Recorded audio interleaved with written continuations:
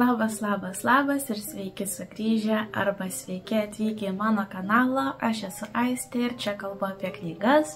Tai nėra nei leidinių, nei leidyklų reklama, tai yra tiesiog mano hobis, kurio noriu pasidalinti kartu su jumis. Tai čia rasit tiek ir skaitimo vlogus, mano rekomendacijas, nerekomendacijas, knygų apžvalgas ir tiesiog viską, kas yra susijęs su knygom. Tai tikiuosi, kad tau patiks. Paspausi subscribe prenumeratą mygtuką, taip ne tik padėsi mano kanalui augti, bet ir nepraleisi ateinančių video. Na, o šiandien mes pakalbėsim apie turbūt kiekvieno žmogaus žinomą autorių Stepheną Kingą. Net jeigu ir nesat skaitę nei vienos šio autoriaus knygos, vis tiek šią pavardę kažkur esat girdėję. Tai šiuo metu, kai aš filmuoju video, vyksta remontai iš visų pusių man aplink, tai bandysiu kažkaip varijuoti ir iškarpyti vietas, kur bus visokie gręžimai, sunkvežimių važinėjimai ir panašiai. Tikrai nedovanotina situacija, bet vis tiek noriu šį video nufilmuoti dabar. Gerai, pradėkime nuo to, kad Stephenas Kingas yra tituluojamas kaip siaubo romanų, siaubo istorijų karalius. Ir būtent šis sakinys mane ilgą laiką atbaidė imti šio autoriaus knygas ir bandyti jį skaityti. Vien todėl, kad asmeniškai aš nesu mėgėja siaubo istorijų, siaubo filmų, kažkokios tai bauginančios tematikos ar keliančios net tiek nejaukumą, kiek išgąstį ir baimę. Todėl šio autoriaus aš prisibijojau. Bet po to supratau, kad šio autoriaus iš tikrųjų nereikia taip jau bijoti. Ir šiandien aš norėsiu pakalbėti apie knygas, kurias aš skaičiau iš Stepheno Kingo. Šiandien pakalbėsim apie 3, kurios nėra siaubo. Jos yra tamsios, nekelia baimės jausmo, o istorijos yra išties įdomios. 2 iš 3 knygų yra labai retai minimos. Ir manau, kad tikrai dauguma žymiausių Stepheno Kingo kūrinių yra tokios knygos kaip Tas, Švytėjimas, Gyvūnėlių kapinės ir galbūt keletas kitų. Bet jos visos ir yra būtent tie siaubo romanai, kurie aš nebejoju, kad jie yra tikrai vertingi, tikrai nuostabus kūriniai, tikrai puikiai išpildyti, tačiau asmeniškai aš šių knygų niekada neskaitysiu. Vis dėlto Stephenas Kingas yra parašęs daugiau nei 65 knygas. Tai tikrai nemaža dalis jų yra ir mažiau žinomos ir tikrai nėra siaubo, baimę keliančios istorijos. Kol kas aš esu perskaičiusi 4 Stepheno Kingo knygas ir jau vien iš tiek nedaug galiu pasakyti, kad šis autoris tikrai yra nuostabus rašytojas. Jis rašo labai įtraukiančiai ir labai lengvai. Turinys, nesvarbu, ar jis būtų tamsus, ar jis būtų kažkoks fantastinis, ar jis būtų kažkoks kriminalinis, jis visuomet yra įtraukiantis ir parašytas taip lengvai, jog puslapį verčiasi nepastebint. Autorius tikrai geba išpildyti pasirinktą turinio formą ir pasirinktą tematiką ir tikrai liapsiu šioje vietoje aš jam negailiu. Pirmoji mano skaityta šio autoriaus knyga buvo knyga Radybos ir aš net nežinojau, kad tai yra antroji iš 3 knygų serijos knyga, tačiau ją skaičiau visiškai kaip atskirą istoriją ir ji man be galo patiko. Ji buvo tokia detektyvinė, toks trileris, kuris atrodė kaip visiškai atskira istorija. Tik po to sužinojau, kad pirmoji šios trilogijos dalis yra Ponas Mercedesas, antroji mano minėta Radybos ir 3 yra Budėjimas baigtas. Berods, tai 1 ir 3 dalies aš neskaičiau, kiek žiūrėjau įvairiausių aprašymų ir atsiliepimų apie šias knygas. Tai 1 ir 2 yra vertinamos labai gerai, o 3 jau šiek tiek prasčiau. Tai jums patiems spręsti, ar skaitys visas 3. Ir iš mano pusės galiu pasakyti tik tiek, kad ir 2 dalis gali būti skaitoma kaip atskira knyga ir tikrai kažko ypatingai labai neprarasit ar neliksit su daugybė klaustukų, neatsakytų klausimų. Tai apie šią knygą aš plačiai nekalbėsiu, kadangi jau anksčiau video gan plačiai buvau papasakojusi apie knygos turinį ir kas man ten patiko ir kas nepatiko. Tai šį video aš paliksiu jums tiek aprašyme, tiek kortelėse, kaip visada darau, jeigu jau būnu kalbėjusi apie šią knygą. Tai kad šis video per daug neužsitęstų, pakalbėsiu šiandien tik apie kitas 3. Ir pirmiausia, noriu pakalbėti apie turbūt tikrai visų žinomą ar tai filmą, ar tai knygą Žalioji mylia. Kodėl nusprendžiau kalbėti apie šią knygą? Todėl, kad man tai nėra siaubo romanas, nors tai yra tikrai tamsi knyga, tikrai niūri, tikrai kalbanti apie tokius liūdnus ir baisius gyvenimo įvykius, bet yra verta be proto didelio dėmesio. Galbūt dėl to ir buvo padarytas filmas pagal šią knygą, kuris turiniu savo ir išpildymu tikrai mažai nusileidžia knygai. Aš čia turiu seną leidimą, bet buvo perleista naujai ši knyga ir aš įkelsiu, kaip atrodo naujas šios knygos leidimas. Viršelis tikrai yra nuostabiai gražus ir kai buvo išleista ši knyga, tai mačiau visur bumą šios knygos pirkimo ir vėl skaitimo, tai ir paskatino mane paskaityti Žaliąją mylią. Tai ši knyga yra tokia fantastika šioje knygoje pasireiškia per antgamtinės galias, bet taip pat ši knyga yra kriminalinė. Žalioji mylia tai yra toks takas žaliu kilimu, kuris veda nusikaltėlius link jų paskutinės bausmės teismo dienos, tai yra į elektros kėdę. Ir todėl buvo šis takas pramintas Žaliąja mylia.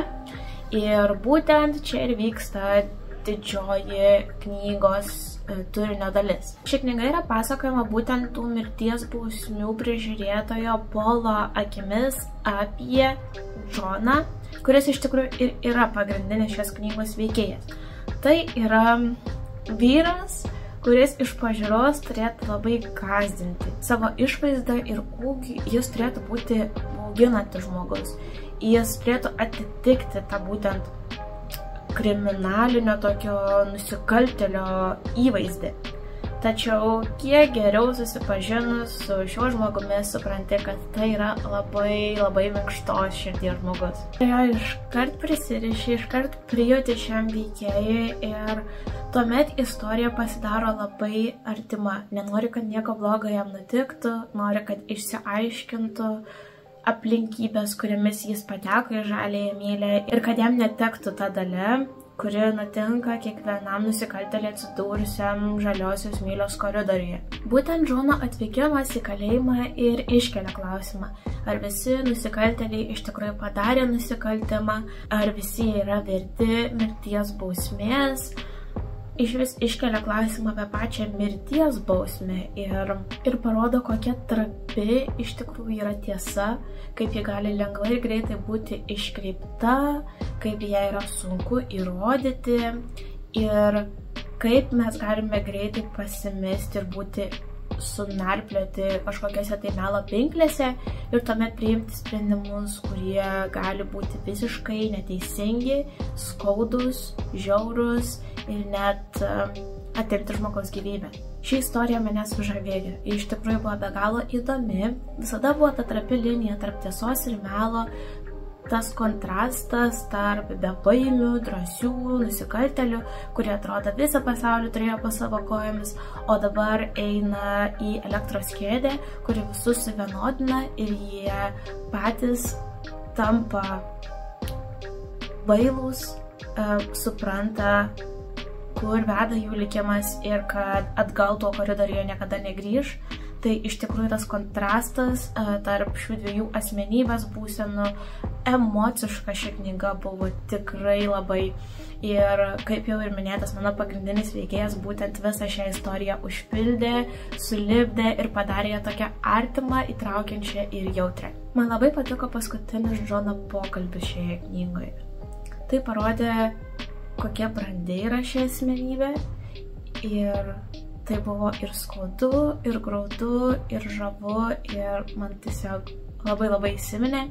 Tai tikrai paskaitykit šią knygą, jei nemėgstat siaubo literatūros, tikrai nesijaudinkit. Ši knyga, kaip ir sakiau, yra kriminalinė, fantastinė, labai įtraukianti ir prikastanti dėmesį, tai tikrai verta dėmesio.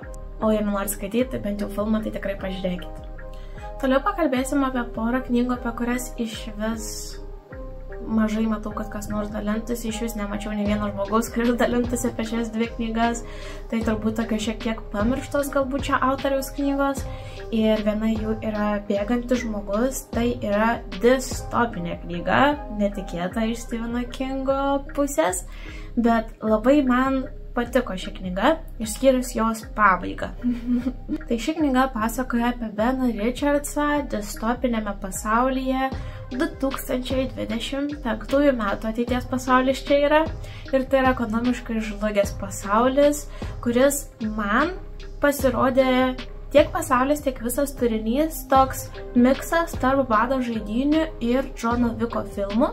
Kadangi visų pirma, Benas Richardsas gyvena labai vargingai ir dauguma žmonių gyvena labai vargingai šiame pasaulyje, jo dukra stipriai serga ir jis neturi pinigų, kaip jai padėti, jo žmona taip pat labai vargingai vos galą su galu sujungia iš jos labai mažos algos, kurią jį gauna parsidavinėdama pati save.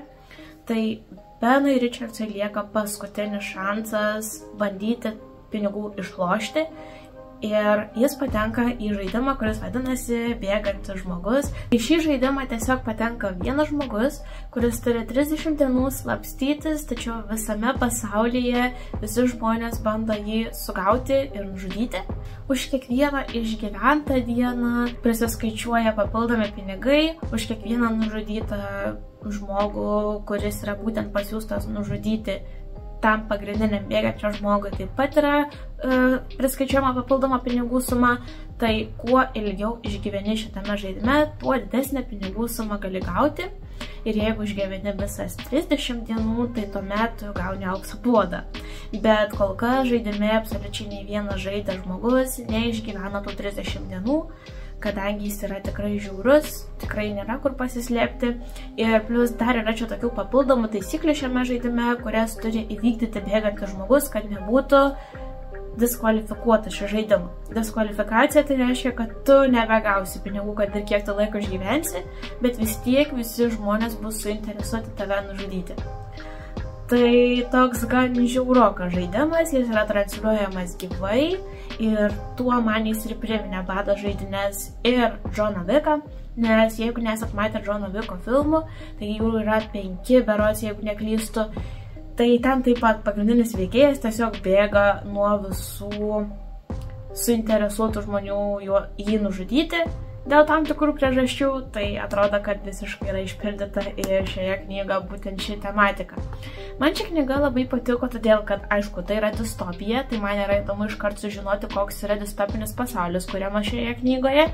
Knygos pagrindinis veikėjas Benas Richardsas tikrai yra tokia įdomi asmenybė, iškart prie jos prisiriši, į tave įtraukia, yra tokia ir nuotaikinga, ir sumani, ir be proto protinga, ir tokia atsidavusi šeimai, ir atrodo padarys viską, kad tik jo šeimai būtų gerai, kad tik išgelbėtų savo vaiką, ir tikrai tokia įvairiapusiška asmenybė.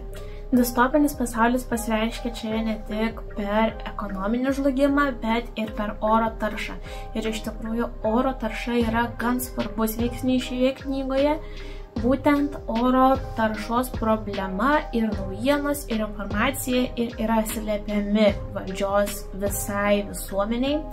Ir nebūtų čia distopinė literatūra, jei pagrindinis veikėjas nesiektų papasakoti tą tiesą visai visuomeniai, kadangi žaisdamas šį žaidimą, bėgdamas nuo visų, jis sutinka ne vieną žmogų ir pamato tikrai, kokia yra tiesa žiauri šio pasaulio, kaip žmonės miršta būdami jauni visiškai dėl oro taršos, kuri pažeidžia jų plaučius ir kiti susirgimai susiję su tuo.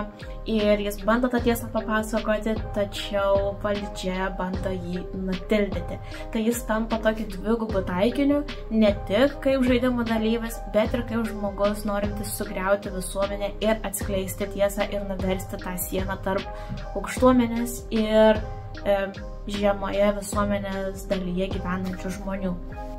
Tai ši istorija tikrai pilna veiksmo, kiekvienas puslapis yra įtemptas ir vis nori, kad viskas pagrindiniam veikėjai būtų gerai, kad jis spėtų pasislėpti, kad jis spėtų pabėgti, kad niekas jo nerastų. Ir tikrai šią knygą greit perskaičiau, verčiasi puslapiai nepastebimai, tačiau pabaiga mane nuvylė. Tikrai nesitikėjau, kad tokia pabaiga bus. Aišku, Stephenas Kingas, tamsi literatūra, kažko buvo galima tikėtis, bet kai tai prisiriši prie pagrindinio veikėjo ir taip nori, kad jam viskas būtų gerai, tai pabaiga buvo tikrai netokia jau ir graži. Tai tiek apie šią knygą tikrai neskaitėt, nematėt, tikrai paimkite, jeigu jums patinka distopinė literatūra, veiksmo kupina knyga, ar patiko Džono Viko filmai, ar Bado žaidynės, tai tikrai nepraleiskit progos ir paskaitykit čia mažiau žinomą Stepheno Kingo knygą. Pagal šią knygą taip pat yra ir filmas Bėgantis žmogus su Arnoldu Schwarzeneggeriu. Nemačiau šio filmo, bet kiek skaičiau internete, tai filmas buvo tik dalinai pasiremtas knyga, tai nemanau, kad labai daug turinio buvo panaudota iš knygos filme. Na ir paskutinė knyga. Ką dar gali rašyti Stephenas Kingas? Pasakas. Drakono akys tai yra iš tikrųjų romanas pasaka, kurią Stephenas Kingas parašė savo vaikams. Ir ši knyga yra labai graži. Man ji labai patiko. Tai yra labai tamsi pasaka. Bet man, žmogui užaugusiam su brolių Grimų pasakomis, tai ši knyga buvo tiesiog pasaka tokia kaip brolių Grimų, kur tikrai yra nepagailima tamsių elementų, kurie papasakoja tam tikras gyvenimo tiesas. Ir manau, kad ši knyga yra skirta ne tik vaikams paskaityti, nes kiekvienas žmogus pagal savo amžių, tiek vaikai, paaugliai, suaugę, vyresnio amžiaus žmonės, manau, šią knygą suprastų skirtingai. Ir šią knygą aš 2 kartus skaičiau. Vieną kartą skaičiau prieš 5 metus ir tuomet aš dar buvau paauglė. Tai ši knyga tiesiog pasirodė kaip tokia pasaka. Pamenu, kad labai įsiminė ir labai patiko, bet antrą kartą, kai paėmiau šią knygą, tai visiškai pamačiau ją kitomis akimis ir supratau, kad daug ką net pamiršau šios knygos.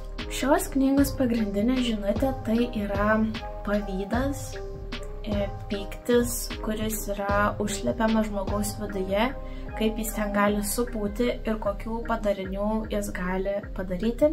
Taip pat atskleidžiamas yra kerštas, ilgas keršto planavimas ir prie ko jis priveda. Ir taip pat tiesiog blogis ir koks gali būti jis ir kaip mes kartais turime pastebėti smulkės detalės. Šioje knygoje yra pagrindiniai 5 veikėjai: karalius, jo žmona, patarėjas burtininkas Flegas ir 2 karališkos šeimos vaikai, Piteris ir Tomas. Bet daugiausia šioje knygoje turinio yra siejama būtent su vaikais, Piteriu ir Tomu. Apie Piterį pasakojama yra iš vis plačiausiai, nors toks užsleptas pagrindinis veikėjas, kuris ir yra viso ko kaltininkas ir dėl jo čia visas turinys yra vystomas, tai yra burtininkas Flegas. Man labai patiko, kad ši istorija buvo pasakota tokiu trečiu asmeniu, kuris buvo knygos pasakotojas, kuris viską mato iš aukštai ir žino daugiau nei patys knygos veikėjai, pasakoja mums ir adresuoja mus kaip skaitytojus. Pasakoja taip pat apie save, kad jis kažko nežino, arba jis kažką žino, bet papasakos mums vėliau, arba jis jau žino, kas bus ateityje, mums tai reikia tą sulaukti ir paskaityti iki tos vietos, kol ateis ta ateitis, apie kurią kalba knygos pasakotojas. Tai bent jau tai man labai patinka, nes tuomet jautiesi įtrauktas į knygą, jautiesi taip, lyg knyga žinotų, kad tu ją skaitai. Tai tikrai buvo labai įdomu.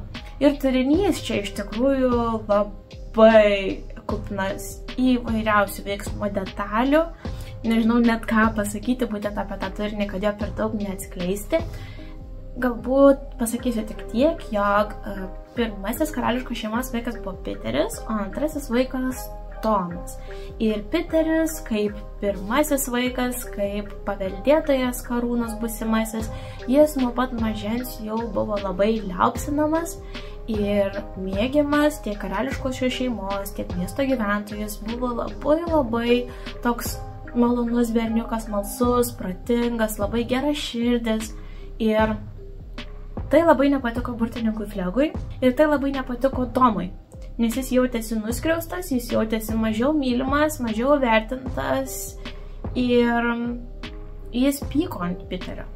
Ir Flegas tuo pasinaudojo jis sukūrė tam tikrą planą, kurį įgyvendino Tomas ir Piteriui labai nepasisekė. Bet Piteris buvo labai protingas, kaip ir sakiau, todėl jis sukūrė planą, kaip išlįsti iš šios blogos situacijos ir išpildyti keršto planą, kuris ilgus metus rezgė. Drakono akyse taip pat ir papasakojama per būtent Tomo asmenybę taip, kaip mažam vaikui yra sunku kovoti su liūdesiu, pykčiu, kaip šios emocijos gali greitai užvaldyti tokį mažą vaiką ir jeigu jam niekas nepadės jų išspręsti, niekas nepadės pamatyti situacijos kitų kampų, tai tuomet, kaip ir sakiau, žmogaus viduje šie jausmai gali užvaldyti ir tuomet gyvenimas tik apkarsta, tai labai giliai buvo išgyventos tos emocijos ir Tomo man tikrai buvo gaila. Noriu paskaityti tokią vieną gan ilgą citatą, kuri man be galo įsiminė, tai yra būtent apie tą emocijų užkonservavimą. Žmogaus sąmonė, o ypač vaiko, panaši į labai gilų šulinį, kurio dugne tyvuliuoja švarotėlis vanduo. Ir kartais, kai kokia nors mintis tampa nepakeliamai sunki ir žmogus nebegali nuolat apie tai galvoti, jis užrakina ją sunkion dėžutėn ir meta šulinio dugnan. Pasigirsta pūkštelėjimas ir dėžutė išnyksta. Nors iš tiesų niekur nedingsta. Senas išmintingas ir lygiai tiek pat piktas Flegas žinojo, kiekvienas, net ir pats giliausias šulinys turi dugną. Ir jeigu daikto nematyti, dar nereiškia, kad jo nėra. Jis guli ten, pačiame dugne. Na, o dėžutės, kuriuose įkaliname savo pyktį, pamažėlę pūva ir žiaurumo nuodai gali kada nors prasisunkti ir užnuodyti vandenį. O kai sąmonės šulinys rimtai apnuodijamas, gautasis rezultatas vadinamas pamišimu. Tikrai ne vienas yra toks gan išsamus, gražus per metaforas paaiškinimas, palyginimas šioje knygoje, man labai jie patiko ir manau, kad skaitant tikrai galima ypatingai jaunesnei auditorijai paaiškinti tokius dalykus per būtent šios pasakos motyvus. Na ir galiausiai dar noriu pasakyti, kad skaičiau apie šią knygą internete ir ten rašoma, kad Stephenas Kingas pirmiau norėjo pavadinti ne Drakono akys šią knygą, o Servetėlės. Bet pavadino taip, nes servetėlės iš tikrųjų yra labai svarbi turinio dalis ir neatskleisiu kodėl. Bet tikrai, servetėlės, lėlių namelis ir net ir tos drakono akys yra tokios detalės, kurios yra tikrai svarbios šios knygos turinyje. Tai tikrai paskaitykite, jeigu nesat skaitę, nors tai yra ir pasaka, ir yra fantastika čia. Ir nėra labai aukštai įvertinta tarp visų Stepheno Kingo knygų, bet mano nuomonė yra tikrai verta dėmesio ir tikrai turėsit gerą laiką skaitydami šią knygą. Tai kol kas tiek. Manau, kad ateityje aš tikrai paskaitysiu dar ne vieną Stepheno Kingo knygą ir tuomet tikrai su jumis pasidalinsiu. Labai lauksiu jūsų komentarų, ar skaitėte šiandien mano aptartas knygas, ar kokias kitas knygas iš Stepheno Kingo parašytų, kurios nebūtų siaubo romanai. Rekomenduotumėt man paskaityti, tai tikrai palikit komentaruose, tikrai atsižvelgsiu jūsų nuomonę ir rekomendacijas. Ačiū, kad žiūrėjot, nepamirškit paspausti subscribe, tikiuosi, kad jums šis video patiko ir susitiksim kitame. Ate!